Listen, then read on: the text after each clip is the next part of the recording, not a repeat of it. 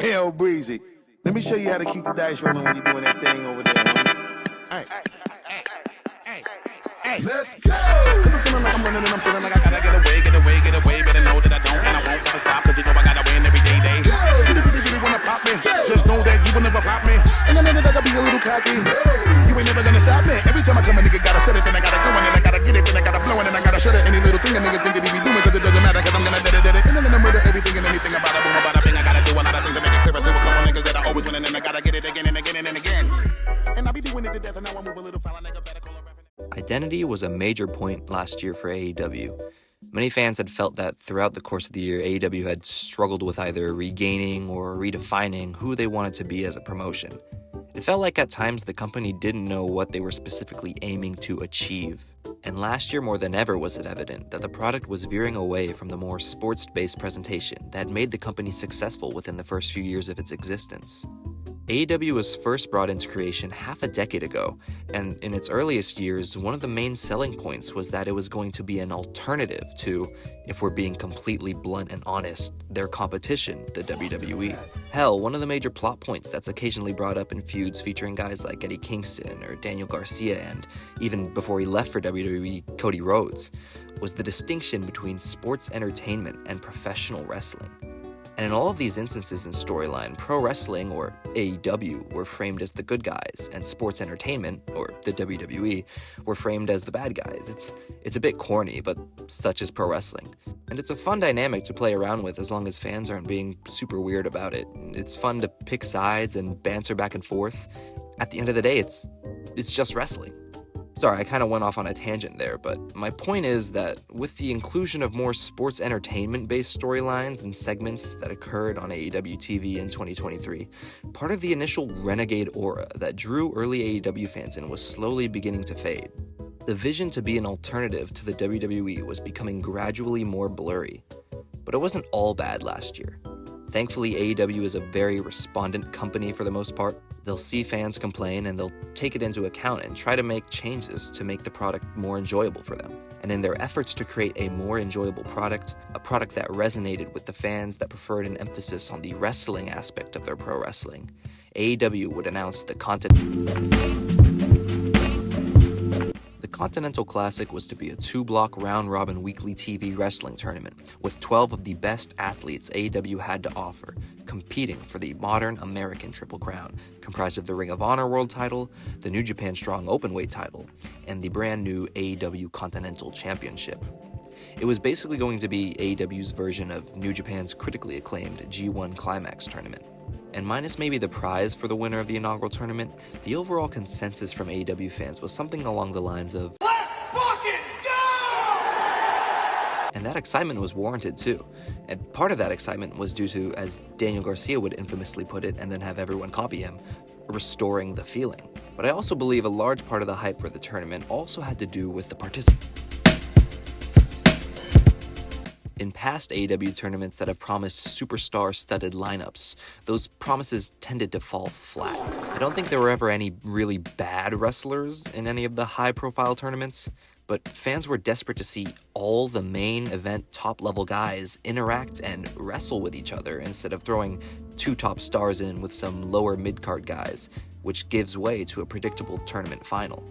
But as I mentioned before, this tournament did a lot to break the stigma of AEW not living up to who they told everyone they would be. This tournament was absolutely stacked, from established championship-worthy competitors like Moxley, Danielson, Kingston, and Jay White, to guys who maybe haven't been given the proper opportunity to shine, but were renowned in the fan base for having all the tools. I'm talking about Claudio, Rush, Swerve, Andrade. In addition to those guys, some sleeper picks who fans had expressed a desire to see more of: Brody King, Garcia, Mark Briscoe. The only real nitpick from fans that I saw pertaining to the lineup was Jay Lethal. Again, not a bad wrestler by any means, but definitely someone who fans weren't clamoring to see as much as everyone else in the tournament. And you have to remember, this was a round-robin tournament, so each wrestler was going to have at least 5 matches, and with all due respect, I don't recall seeing anyone jumping out of their seat with anticipation to watch 5 Jay Lethal matches in Big 2023. I think having another fan favorite like Konosuke Takeshita or Omega would have boosted the overall hype for the tournament even more, but regardless, the weeks following the announcement of the tournament were some of the best TV episodes AEW produced all year. And it all started, of course, with Week 1. Week 1 of the tournament saw these matches on Dynamite and these ones on Collision. A lot of the characters' story arcs for the tournament would begin this week.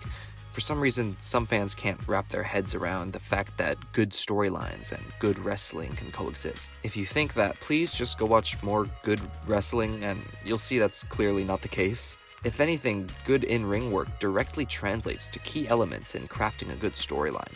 This week's stories of struggle began for guys like Garcia and Jay Lethal, both of whom would take L's in their inaugural tournament matches. Eddie Kingston would also take a shocking loss to Brody King, which perfectly established King as a very viable threat going forward in the tournament, whilst also establishing that Eddie Kingston, the holder of 2 out of the 3 titles that would be awarded the winner of the whole tournament, may have just bitten off a bit more than he could chew. His doubts of putting his life's work on the line in this tournament begin with this first loss to Brody King. The standout match this week for me had to be Gian. I mentioned earlier how Briscoe was amongst those who were kind of considered sleeper picks in the tournament, but as his performance in this match, as well as his performance across the whole tournament would show, he was not here to play around. Briscoe truly excels as a TV wrestler, and here against Jon Moxley, the ace of the world, he electrifies and fills the audience's heart with the hope that he just might pull one over on Mox. Of course, in the end, the inevitability of a Moxley win comes to fruition, but this match does so much for Briscoe's character going forward. Mox is great, he always is. This match is just a really good time for the first week of the Continental Classic. And as for Week 2, matches for the Gold League this week included these ones, and for the Blue League it was these. Mox versus Lethal was fine. It was interesting to see Lethal take a different approach to this match versus his match the week prior. He focused more on working over Moxley's leg, but again, Mox is just too powerful, and he submits Lethal for the win. Roosh got on the board this week with a win over Mark Briscoe, which helped him bounce back after his loss to Jay White 7 days earlier. In the Dynamite main event, the match was Swerve and Jay White, which is a match that perfectly encapsulates what fans have been wanting more from AEW, top guys facing each other. I hope AEW realizes that it's fine for big names to take losses, and after a back and forth, Swerve would sneak a pin on Switchblade, tying him with Moxley at the top of their block. On Collision, Brody King continued his surprising path of destruction by besting Claudio Castagnoli after a lariat with the Death Cast, which I love, by the way. There are feats of strength Claudio pulls in this match that are unreal. Also in the Blue League this week were the tournament debuts for 2 competitors, the first of which being Andrade El Idolo, who was able to pick up his first points of the tournament after capitalizing off Daniel Garcia's mistakes, which were becoming more obvious and thus more frustrating for DG. The best match for Week 2 has to be the American Dragon, Bryan Danielson. The second wrestler to make their tourney debut this week was the American Dragon, Bryan Danielson, who came out with new gear and an eye patch protecting his broken orbital bone. Pirate Bryan is a look that has such a cool aura to it. Bryan's opponent, Eddie Kingston, also has a look that carries aura, but his aura is much more filled with the hatred and vitriol of a man who is facing an opponent who he has never defeated. I believe this was Eddie and Bryan's 3rd singles meeting, with Bryan holding 2 wins over Kingston, one of which came from another AEW tournament just 2 years ago. These guys go to war, and the match is filled with so much emotion. Definitely match of the tournament up until this point. The moment where Bryan holds up that Eddie is a bum sign would act as a fuel for Kingston throughout the remainder of this tournament. And as Eddie screams "No!" at Bryan, knowing that he's about to suffer yet another defeat at the hands of the American Dragon, yeah, that's real graps. And the real graps would only continue as we got to Week 3. Week 3 of the Continental Classic saw these matches across AEW programming. Yup, Danielson wrestles twice this week with a broken orbital bone, because he's a freak, I guess. Mox vs. Roosh was brutal. I really liked how Roosh didn't tap out to Mox, and when the ref stopped the match, he got back up and was angry at the ref. Swerve vs. Briscoe was a testament to just how beloved both guys are by the fans. Even as a heel, the crowd erupts for Swerve Strickland because the dude is a star. Unfortunately, Mark Briscoe's loss in this match would mathematically eliminate him from winning the entire tournament, meaning all he could really do now was fight for pride. I don't remember much from the Jay Lethal vs. Jay White match other than the fact that the crowd was entertaining the fact that both guys shared the same first name. with dueling chants of Jay and Let's Go Jay, and Jay wins, of course. White, I mean. Jay showed a lot of cool desperation moments in this match, though. Lethal, I mean. Danielson's first match of this week happened on Rampage, and it was against Daniel Garcia. Both guys have a ton of history in AEW. History that is immediately shown in Garcia switching back to his trunks for this match. This match is great, and it's a very interesting way to follow up on the relationship between the two characters following the events of their initial awesome trilogy of matches in 2022. On Saturday, Listen, it's Saturday! Saturday! All that good stuff. Hit that music, Claudio. I'm gonna hit the music. Eddie and Claudio would continue the trend of former rivals facing off in the Blue League, and Eddie would get a necessary win to stay alive in the tournament. And following that match was the best match of the week, Bryan Danielson versus Andrade El Idolo. This match flows really well. Shout out to Andrade too, because again, he's a guy who hasn't always been booked the best by AEW. I mean, they really had him in the trenches shooting with Matt Hardy at one point. But in a tournament like this, where there is a focus on in-ring work, Andrade excels and goes out of his way to remind everyone that he should be in those best in the world conversations. The two go at it in what starts out as a sporting competition, but slowly devolves into a brawl for an advantage in the tournament standings.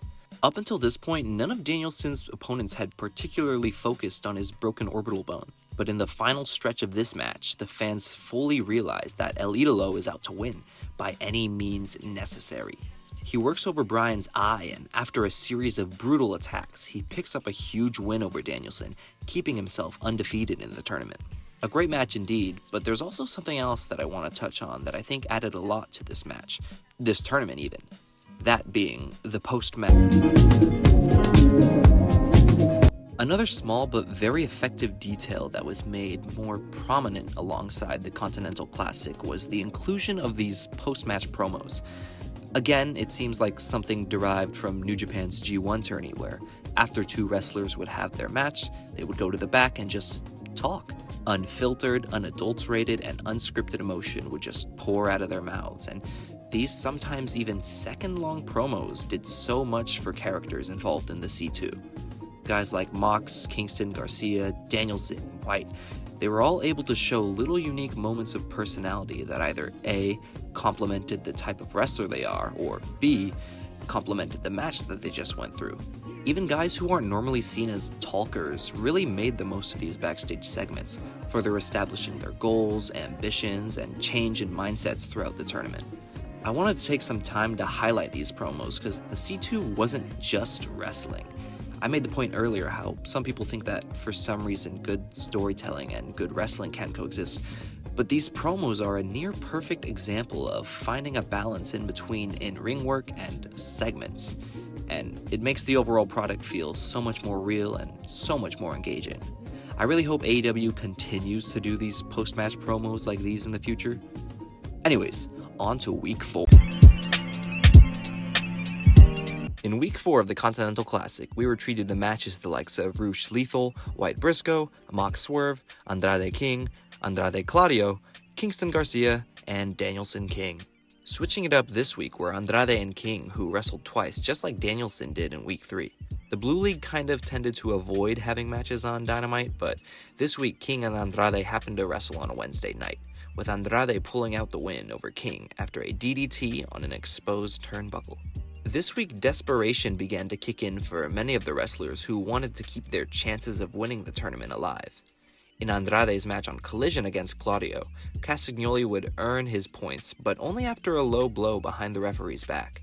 This was one of the few times in the tourney where the just pure wrestling mindset was deviated away from, which I didn't mind, especially when you consider that Claudio's thought process was probably something like, oh, you beat my stablemate Bryan last week by any means necessary, bet I'ma do the same thing to you. Other showcases of desperation could be seen in matches like Kingston versus Garcia, where both guys effectively needed to win to stay alive in the tournament. Of course, Big Ed King would be the one victorious, slowly but surely clawing his way out of the hole he dug himself into during the first couple of weeks of competition. Another heartbreaking loss for Garcia, though. I don't remember too much from Jay White and Briscoe and Roosh versus Jay Lethal, which kind of goes to show that just slightly, the Blue League was probably the better block in terms of quality of wrestling. Because, yeah, it's very hard to compete against Wrestler of the Year Bryan Danielson versus Brody King in a modern incarnation of Bryan versus Morishima. All the collision matches this week were cool, and I really think Bryan and King may have been the best of them all. But to add some variety to the best matches of each week so that I'm not just talking about Dragon's match catalog, for this week I'll go with Moxley versus Swerve. Mox and Swerve had an energy to it that just wasn't close to being touched by anything else on TV that week. Again, having top stars face each other is a good thing, and I hope AEW realizes that they can put awesome matches like this on TV and the fans will not really complain if someone loses. It's survival of the fittest, even here between Mox and Swerve, who are quite comfortably in the lead in their respective block, both undefeated up until this point. Going into this match, knowing that Mox is a big fan of Killshot Swerve just adds to the excitement, and boy do these guys deliver upon that excitement. I think they went over their TV time this week because the match main evented. It's a really amazing showing from two of the people's champs, but in watching the crowd's reaction to these guys, I think Swerve may have even eclipsed Jon Moxley as the fans' favorite. Mox ends up getting the win, but not after planting the seeds for a rematch between the two. And whenever that happens, I'm sure it'll be even better than this already great match. We are past halfway through the tournament, so let's keep the great matches rolling with Week 5. The final week of round-robin action saw these matches, and by the end of it all, we were guaranteed to have our semifinal matchups locked in for next week. Roosh looked to play spoiler to Swerve Strickland, but came up unsuccessful, giving Swerve 12 points overall. In the main event of Dynamite, Moxley and Switchblade ran back a singles match that occurred in New Japan's G1 tournament. And just like in that tournament, after a hard-fought battle, it would be Jay White picking up another round-robin tournament win against Moxley, tying himself with Mox and Swerve at the top of their block. Over on the Blue League side of things, Claudio and Danielson would go to the tournament's one and only time limit draw with a fascinating final stretch that showed off both Claudio's brutish will to win and Danielson's iron resistance. With the draw, Claudio was officially eliminated and Danielson secured himself a spot in the semifinals next week. In a real David versus Goliath matchup, Daniel Garcia and Brody King would come to blows, and as you would expect, Brody had most of this match in his control, but through sheer will and fighting spirit, Danny Garcia was able to find the balance between his passion to dance and his passion for professional wrestling, as he overcomes big bad Brody King and plays spoiler to his tournament run. And dude, for someone whose first entrance in the C2 got a little cheer, the pop when Garcia catches Brody King with DG Sushi for the win is gargantuan. Danny and Brody are two guys who for sure made the most of their additions to this tournament. And immediately following that match, it was Andrade versus Eddie Kingston, who the stars had aligned for, giving him an opportunity to qualify for the semifinals even after initially being down 6 points. And sure enough, Kingston gets the win over a rejuvenated Andrade and forces his way into the Blue League finals against the man who he has never defeated. With all the clutch moments happening in these final sets of matches, I found that many people overlooked a match that had literally no tournament implications at all. Of course, I'm talking about Jay Lethal and Mark Briscoe. Lethal and Briscoe had long been eliminated from any chance of making the semifinals of the Gold League. So in a backstage promo, which I already discussed the importance of, the two men shook hands and said, let's just go out there and do it for honor, for the love of the game. And they went out there and they wrestled, dude. I want to use this match to shout out both guys. First, Lethal for taking literally every single L he could in this tournament. It's not easy being a loser, so props to Lethal for going 0-5 in the tourney. There was a lot of heat going his way when he was announced for the bracket, but I think through matches like this one, he's proven that he could at least hang with some of AEW's top guys. Lethal also hit some crazy moves in this match, and as for Mark Briscoe, he too was hitting crazy-ass moves. He low-key might be the MVP of the whole tournament. He 100% is the MVP for the Gold League side of things. He's such an engaging character. Whether he's wrestling or talking, it's very hard to hate him. I hope the end of this tournament doesn't mean the end of Mark Briscoe in big TV matches. So with the semifinals for each block set in stone, we would move on to the final week for the Continental Classic, Week 6.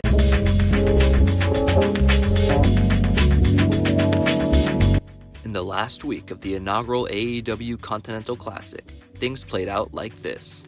The semifinals for the Blue League, a rematch between Eddie Kingston and tournament favorite Bryan Danielson. Loser goes home. And for the Gold League, Jon Moxley versus Swerve Strickland versus Jay White, a triple threat match due to the fact that not only had all three men tied in points, but also since there could be no tiebreakers, seeing as Mox beat Swerve, Swerve beat Jay, and Jay beat Mox.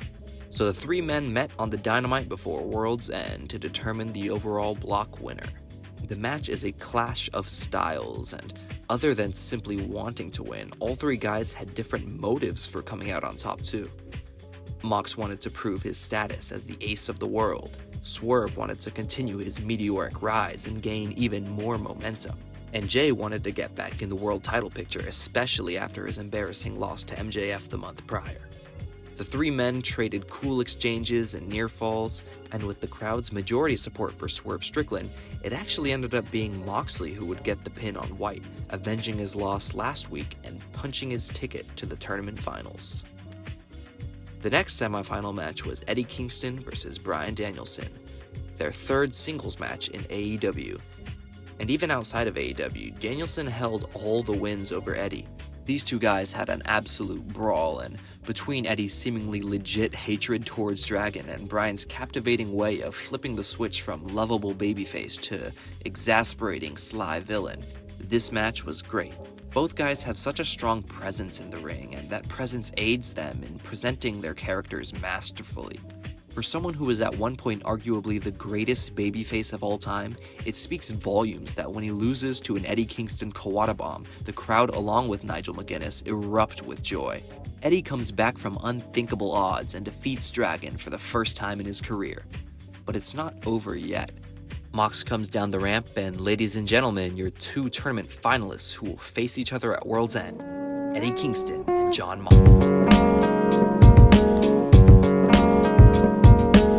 Moxley and Kingston are professional wrestlers in every sense of the term. I mentioned at the start of this video how fans have been clamoring for a more sports-based presentation to AEW.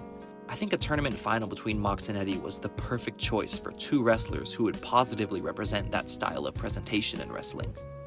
So of course, the match rocks. These two have a plethora of history heading into this match.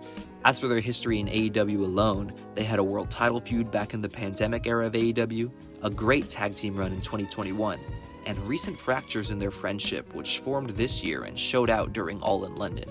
Mox is another member of the Blackpool Combat Club that Eddie has had beef with, and he's also another man who Eddie has never beaten in singles competition. The two go out there and literally just have a 90s style Japanese wrestling match, and it rules so much. They do chain wrestling sequences, they throw bombs at each other, and at the end of the day, Eddie Kingston completes his Cinderella story and gains back not only his ROH World title and New Japan Strong Openweight Championship, but also the brand new AEW Continental title, completing the modern age North American Triple Crown and bestowing it onto the Mad King himself, the winner of the inaugural AEW Continental Classic, Eddie Kingston. And with that, the first AEW Continental Classic came to an end. In its twilight though, fans still had concerns about the product even after all the weekly pro wrestling excellence they had just experienced. Concerns like whether or not the Continental Crown would be a viable title in AEW's already seemingly bloated championship landscape. Or thoughts like, what if AEW just reverts away from this presentation style in a few months?